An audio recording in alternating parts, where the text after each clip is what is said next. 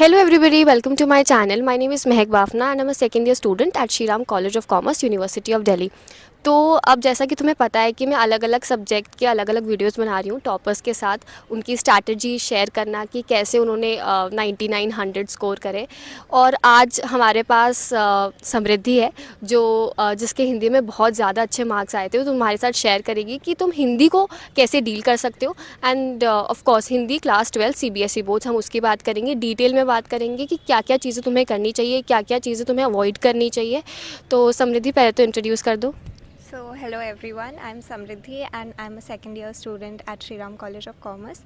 तो जैसा कि महक ने बताया, मेरे पास 12th में हिंदी था and I had scored 95 out of 100 Hindi में and it's Hindi core. So yes, that's about me. सबसे पहले तो समृद्धि ये बता दो कि कैसा पेपर पैटर्न रहता है, क्या सिलेबस रहता है एंड ओवरऑल स्ट्रक्चर क्या है पेपर का। तो बेसिकली जो आपका हिंदी का पेपर होगा वो 3 पार्ट्स में डिवाइडेड होगा, खंड क, खंड ख और खंड ग.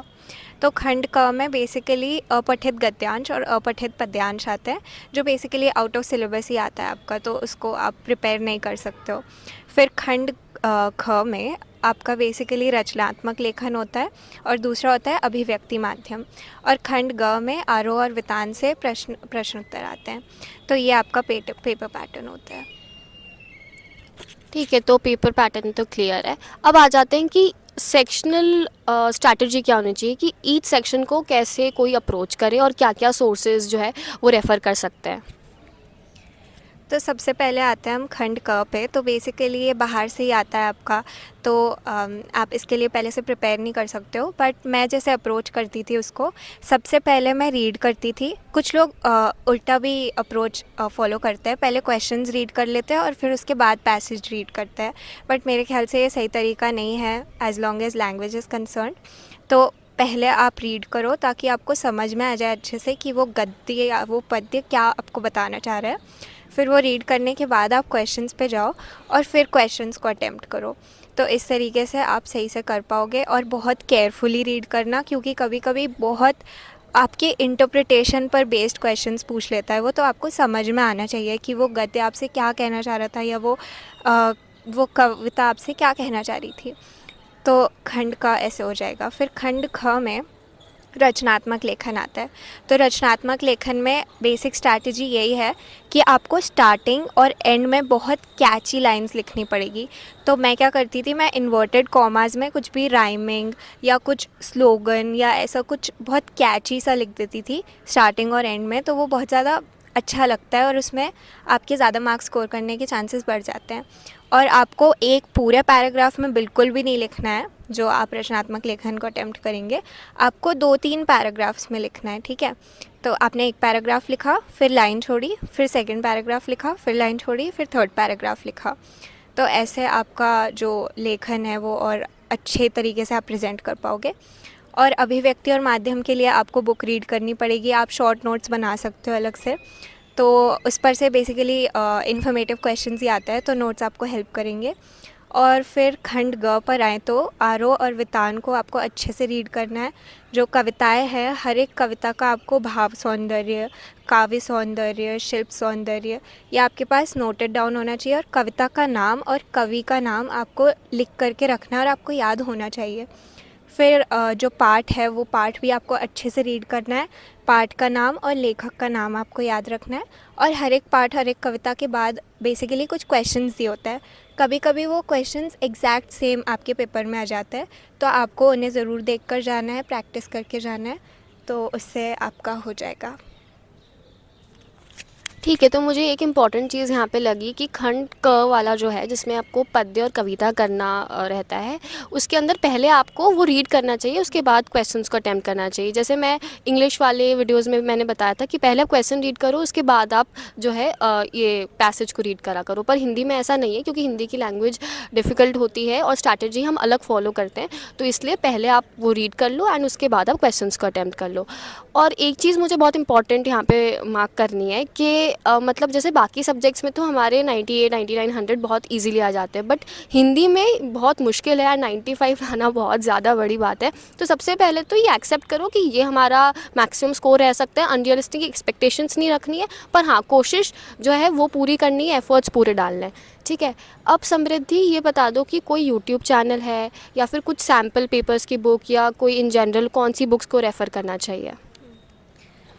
तो एक यूट्यूब चैनल है मैग्नेट ब्रेन्स करके, उसमें जो मैम पढ़ाती हैं हर एक कविता हर एक पार्ट का समरी वो आपको प्रोवाइड कर देती हैं, और आपको काव्य सौंदर्य भी दे देंगी, वो शिल्प सौंदर्य भी दे देंगी। तो उसने बहुत हेल्प किया था उस यूट्यूब चैनल ने। और इसके अलावा आप एक कविता को स्पेसिफ़िकली भी सर्च कर सकते हो, जैसे मैंने कविता का नाम लिखा और उसका भावार्थ, तो आपको बहुत सारे सोर्सेज मिल जाएंगे, वहाँ से भी आप नोट डाउन कर सकते हो। बट आई वुड सजेस्ट कि उनको रेफ़र करो, बट अपने वर्ड्स में लिखो भावार्थ, क्योंकि आपको याद नहीं रहेगा एग्जैक्ट सेम लैंग्वेज जो वो बता रहे हैं। तो अब मैंने तो जैसे खुद की एक नोटबुक बनाई हुई थी जिसमें हर एक कविता का मैंने भावार्थ लिखा हुआ था और वो सब लिखा हुआ था, तो आप भी ऐसे करना। बाकी सोर्सेज यूट्यूब पर वो चैनल सफिशेंट है। इसके अलावा PYQ भी आप सर्च करोगे गूगल पे तो आपको आराम से मिल जाएंगे। एटलीस्ट एक PYQ ज़रूर अटेम्प्ट करना कि आपको टाइम मैनेजमेंट का आइडिया लग जाए थोड़ा। तो यस। ठीक है। अब समृद्धि एक चीज़ ये बताओ, क्योंकि ये एक हिंदी एक लैंग्वेज का पेपर है, तो सब ये सोचते हैं कि बहुत लिखना है इसके अंदर, तो बस पेजेस फिल करने हैं। तो सबसे पहले तो ये पॉइंट्स पे लिखना होता है, पैराग्राफ में लिखना होता है, और क्या लेंदी आंसर्स के ब्राउनी पॉइंट्स है, बोनस पॉइंट्स है? ओके, तो ये एक बहुत बड़ी मिथ है गाइस कि आपको बहुत ज़्यादा लिखना है, क्योंकि आप खुद एक एग्ज़ामिनर के पॉइंट ऑफ व्यू से सोचो, अगर आपको बहुत बड़े पैराग्राफ मिल जाएंगे तो आपका पढ़ने का ही मन नहीं करेगा। और उसमें अगर आपने हर कुछ ही लिखा हुआ है, एक चीज़ को 4 तरीके से लिखा है, तो एग्ज़ामिनर बहुत ज़्यादा फ्रस्ट्रेट हो जाएगा। तो ऐसा बिल्कुल भी नहीं है कि आपको बहुत लंबे लंबे आंसर लिखना है, और कभी कभी नेगेटिव मार्किंग भी हो जाती है इसके कारण, तो आपको बहुत ध्यान रखना है। क्वेश्चन में बेसिकली वर्ड लिमिट दी होती है, जैसे हमें स्कूल में भी बताया जाता है कि अगर समझो 6 मार्क्स का एक क्वेश्चन है, तो उसमें मैक्सिमम आपको 60 से 70 वर्ड्स लिखने हैं। तो आपको उससे ज़्यादा लिमिट को एक्सटेंड नहीं करना है, वरना आपकी नेगेटिव मार्किंग हो जाएगी। और पेपर प्रेजेंटेशन पे आए तो आपको ध्यान रखना है कि आप थोड़ी सुंदर हैंडराइटिंग में लिखो, क्योंकि हिंदी के पेपर में हैंडराइटिंग थोड़ी मैटर तो करती है। तो थोड़ी सुंदर हैंडराइटिंग, नीट हैंडराइटिंग में लिखने की कोशिश करना। और हर एक आंसर, अच्छा, जब आप खंड लिखोगे तो स्पेसिफिकली मेंशन करना कि खंड का, फिर स्टार्ट करना, एंड देन जब वो ख़त्म हो जाए तो अंडरलाइन कर देना, और हर एक आंसर के बाद अंडरलाइन ज़रूर करना। फिर उसके बाद नेक्स्ट खंड स्टार्ट होगा तो उसको अलग से हाईलाइट करना पेपर के बीच में लिख करके, और फिर अटेम्प्ट करना। तो ऐसे करना, और थोड़ी बड़ी हैंडराइटिंग में लिखने की कोशिश करना ताकि रीड करने में आसानी हो। और वर्ड लिमिट को प्लीज़ ध्यान में रखना, ज़्यादा बड़ा मत लिखना, ज़्यादा छोटा मत लिखना, प्रिसाइज टू द पॉइंट लिखना। तो समृद्धि, मुझे एक चीज़ इसमें पूछनी है कि अब जैसे तुमने बोला कि अंडरलाइन करने की बहुत ज़्यादा इंपॉर्टेंस है, तो क्या ये साइमल्टेनियसली करना चाहिए या फिर पूरा पेपर एक बार कंप्लीट हो जाए, एक बार इंसान चेक कर ले उसके बाद करना चाहिए, मतलब सीक्वेंस क्या होना चाहिए? तो बेसिकली मैं जो करती थी वो ये था कि पहले मैं पूरा पेपर अटेम्प्ट कर देती थी, उसके बाद अंडरलाइन करती थी, तो इससे टाइम मैनेजमेंट भी हो जाती थी। अगर मैं साइमल्टेनियसली करती जाऊँ और एकदम प्रेजेंटेशन पे बहुत ज़्यादा टाइम लगा दूँ और मेरा पेपर ही छूट जाए तो वो तो एक प्रॉब्लम हो जाएगी। तो पहले पूरा पेपर अटेम्प्ट करो आप, फिर उसके बाद अंडरलाइनिंग करो जितना टाइम आपके पास बचता है। और इससे मुझे एक बहुत इंपॉर्टेंट चीज़ भी याद आई कि टाइम मैनेजमेंट बहुत ज़्यादा इंपॉर्टेंट है, क्योंकि आपके 3 पार्ट्स हैं, तो आप ऐसे टाइम मैनेज करो कि 1 घंटा एक पार्ट को दिया, दूसरा घंटा दूसरे पार्ट को, और तीसरा घंटा तीसरे पार्ट को। और मैं यूजुअली पीछे से पेपर अटेम्प्ट करती थी, क्योंकि जो आपका लास्ट सेक्शन है वो है जो आप एक्चुअली पढ़े हुए हो, और जो फर्स्ट सेक्शन है वो तो आपका सिलेबस के बाहर से आता है, तो आपको पहले वो अटेम्प्ट करना चाहिए इन माय ओपिनियन, जो आपको आता है पहले से। तो पीछे से अटेम्प्ट करना वुड बी वाइज, बाकी आप देख लो। हाँ, मतलब ये इंडिविजुअली भी वेरी कर सकता है, तो हम मतलब पिछले साल का कोई भी क्वेश्चन पेपर या फॉर दैट मैटर कोई भी सैम्पल पेपर सॉल्व करके देख सकते हैं कि हमारे लिए क्या स्ट्रैटेजी जो है वो काम आ रही है प्री बोर्ड्स वगैरह में। अब तक इतना आइडिया आ जाना चाहिए कि तुम्हें कैसे एटलीस्ट पेपर को अटेम्प्ट करना है। तुम समृद्धि वाली स्ट्रैटेजी भी यूज़ कर सकते हो जो भी तुम्हारे लिए काम करे। ठीक है, अब समृद्धि मुझे एक इम्पॉर्टेंट चीज़ ये बताओ कि जो शुरुआत के 15 मिनट्स होते हैं उसको कैसे यूटिलाइज़ करना है। तो शुरुआत के 15 मिनट्स में मैं सबसे पहले तीसरा सेक्शन रीड करती थी कि क्या क्वेश्चंस पूछे हुए हैं। तो जो क्वेश्चंस पूछे हुए हैं उस हिसाब से मेरा माइंडसेट बन जाता था 15 मिनट एंड होने पर कि मुझे कैसे आंसर देना है। तो फर्स्ट 15 मिनट्स में लास्ट सेक्शन रीड किया कि क्या क्या क्वेश्चंस पूछे हैं। फिर उसके बाद जो खंड ख है उसमें रचनात्मक लेखन का जो टॉपिक दिया है आपको, उसके बारे में आप थोड़ा सोचो कि आप क्या लिखोगे, कैसा आपका फ़्लो रहेगा। तो उतना सोचने में 15 मिनट्स ख़त्म हो जाएंगे एंड जो खंड क है वो आप एकदम एंड के लिए रख सकते हो कि आपने रीड किया और फिर उसे अटेम्प्ट किया। तो यस। तो हमारे इस डिस्कशन से मुझे इतना तो समझ में आ रहा है कि हिंदी में कुछ फिक्स्ड आंसर्स नहीं है। मतलब तुम्हारा जो पूरा स्कोर है वो इस पे डिपेंड करेगा तुम कितने ज़्यादा क्रिएटिव हो, कितना ज़्यादा अपने आप को अच्छे से एक्सप्रेस कर सकते हो। अब समृद्धि एक चीज़ और बता कि अब बहुत सारे पेपर्स जो हैं इनके इंपॉर्टेंट पेपर्स जो हैं वो लाइंड अप होंगे, इकोनॉमिक्स हो गया, अकाउंटेंसी हो गया। तो इस टाइम पे अगर किसी ने शुरुआत से हिंदी को नहीं पढ़ा है, ठीक है, हम ऐसे अज्यूम करके चलते हैं कि नहीं पढ़ा है, और हिंदी हम यूजुअली ऐसे सोचते हैं कि लैंग्वेज सब्जेक्ट है, एंड में पढ़ेंगे तो हो जाएगा।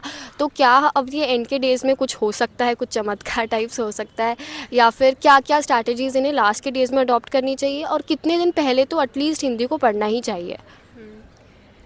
तो अगर आप एंड मोमेंट के लिए बैठे हुए थे तो अभी भी होप मत छोड़ो, अभी भी हो सकता है और आप अच्छा स्कोर कर सकते हो। आपको बस स्ट्रैटेजी वाइज अपने जो गैप है उसको यूटिलाइज़ करना पड़ेगा। तो अगर आपने बिल्कुल ही स्टार्टिंग से कुछ भी नहीं किया है तो आई वुड से सबसे पहले आप अभिव्यक्ति और माध्यम से स्टार्ट करो। उस बुक को लेना, जो जो सिलेबस है, जो जो चैप्टर्स आ रहे हैं उनको देखना और उनको रीड करना और साइमल्टेनियसली शॉर्ट नोट्स बनाना। और अभिव्यक्ति माध्यम बहुत ईजी है, बस कुछ इन्फॉर्मेटिव चीज़ें दी हुई है उसमें, तो आप शॉर्ट नोट्स बना सकते हो उसके लिए। तो अभिव्यक्ति माध्यम तो बहुत जल्दी आपका ख़त्म हो जाएगा, उसमें ज़्यादा टाइम बिल्कुल नहीं लगेगा। तो इस तरह से आपका खंड का पूरा प्रिपेयर हो जाएगा। इसके अलावा आरोह और वितान पर आते हैं। तो अगर आपने रीड नहीं किया है अभी तक तो आई वुड से कि आप यूट्यूब चैनल्स का सपोर्ट लो, जैसे मैंने बताया था मैग्नेट ब्रेन्स है। आप हर एक कविता को सर्च करो, उसकी समरी देखो। उसकी समरी देखने के बाद अगर आप समरी नोट डाउन नहीं कर सकते हो क्योंकि टाइम कम है, तो आप भाव सौंदर्य और शिल्प सौंदर्य, काव्य सौंदर्य ज़रूर नोट डाउन करना, क्योंकि वो वरना आपको याद नहीं रहेगा। तो उसके नोट ज़रूर बनाना और पाठ जो हैं उनकी भी समरी देख लेना, तो इतने में हो जाएगा। ठीक है, तो आई थिंक हमने सारी जो इंपॉर्टेंट रेलेवेंट चीज़ें हैं वो कवर कर ली है। अगर फिर भी कुछ डाउट्स हो तो कमेंट सेक्शन में डाल देना, मैं इंश्योर करूँगी कि समृद्धि सारे कमेंट्स को देख के उसका आंसर करेगी। ठीक है, एंड आई थिंक बस हमें अब वीडियो को वाइंड अप करना चाहिए, पढ़ना स्टार्ट कर दो, हिंदी को उतना भी लाइटली मत लो। अगर वीडियो अच्छा लगा हो तो लाइक करना, and for more such video subscribe to my channel. Bye bye and all the very best for exam.